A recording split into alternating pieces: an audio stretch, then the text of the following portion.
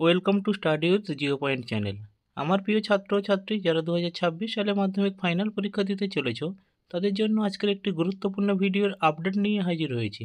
ABTA test পেপারের সমাধান, geography, page নম্বর 82, বিভাগ ক, একের দাগে বিকল্পগুলি থেকে সঠিক উত্তরটি নির্বাচন করে লেখো।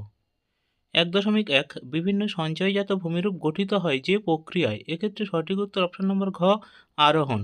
1.2 জলপ্রপাতের পাদদেশে জলাঘাতে গঠিত গর্ত যথাক্রমে, এক্ষেত্রে সঠিক উত্তর অপশন নম্বর খ, প্রপাতকূপ। 1.3 হিমালয় পর্বতের নীলকণ্ঠ শৃঙ্গ একটি, এক্ষেত্রে সঠিক উত্তর অপশন নম্বর ঘ, পিরামিড চূড়া। 1.4 ঋতুভিত্তিক প্রবাহিত সাময়িক বায়ু হলো, এক্ষেত্রে সঠিক উত্তর অপশন নম্বর খ, মৌসুমী বায়ু।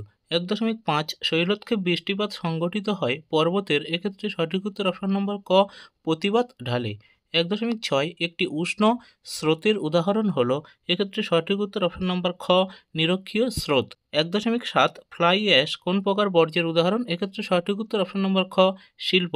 1.8 কারেওয়া মৃত্তিকা দেখা যায়, এক্ষেত্রে সঠিক উত্তর অপশন নম্বর ঘ, কাশ্মীর উপত্যকায়।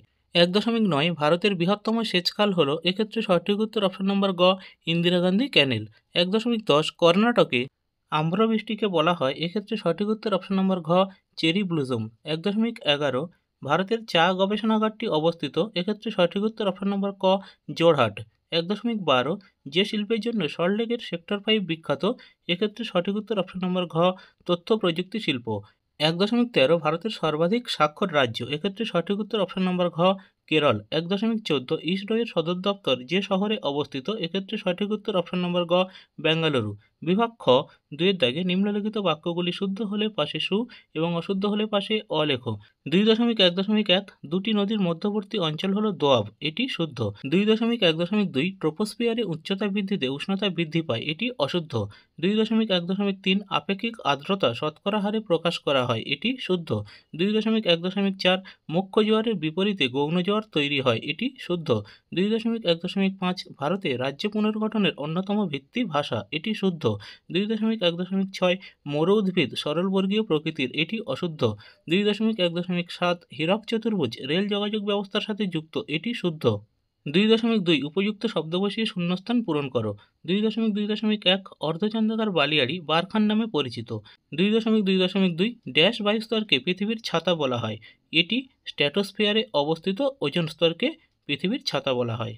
2.2.3 বৃষ্টিমাপক যন্ত্রটি হলো রেনগজ। 2.2.4 নর্মদা পশ্চিম বাহিনী নদীর উদাহরণ। 2.2.5 নীলগিরি পর্বতের সর্বোচ্চ শৃঙ্গ দোদাবেট্টা। 2.2.6 ঝুম চাষ হলো এক প্রকার স্থানান্তর কৃষি।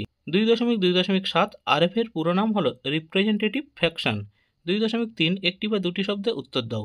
2.3.1 মহাদেশীয় হিমবাহ অঞ্চলে বরফমুক্ত পর্বতের শিখর কি নামে পরিচিত? নুনাটাক্স। 2.3.2 ক্যাটাবেটিক বায়ু কাকে বলে? দেখো, এই প্রশ্নের উত্তরটি যেহেতু একটু বড় হবে, তাই আমি আর লিখছি না। তোমরা বায়ুমণ্ডল অধ্যায়, অর্থাৎ তোমাদের মাধ্যমিক ভূগোল পাঠ্য বিষয়ের 2য় অধ্যায় বায়ুমণ্ডল, ওখান থেকে এই ক্যাটাবেটিক বায়ু কাকে বলে পেয়ে যাবে, একটু দেখে নিও। 2.3.3 পৃথিবীর বৃহত্তম মগ্নচড়াটির নাম লেখো। Grand bank. 2.3.4 কোন মৃত্তিকাকে কার্পাস মৃত্তিকা বলা হয়? কৃষ্ণ মৃত্তিকা। 2.3.5 বাণিজ্যিকভাবে ফল উৎপাদনের প্রক্রিয়াকে এক কথায় কি বলে? পোমাম কালচার। 2.3.6 শিকড় আলগা শিল্পের একটি উদাহরণ দাও। কার্পাস বা বস্ত্রবয়ন শিল্প। 2.3.7 মোট জনসংখ্যার বিচারে ভারতের কোন রাজ্য প্রথম? উত্তরপ্রদেশ। 2.3.8 উপগ্রহ চিত্র কোন রূপে প্রকাশ করা হয়? ছদ্মরঙে। 2.4 বাম দিকের সঙ্গে ডান দিকের গুলি মিলিয়ে লেখো। বাম দিক 2.4.1 এল নিনো, এক্ষেত্রে সঠিক উত্তর হয়ে যাবে অপশন নম্বর 3 খ্রিস্টপুত্র। 2.4.2 মেঘালয়, এক্ষেত্রে সঠিক উত্তর হয়ে যাবে অপশন নম্বর 4 শিলং।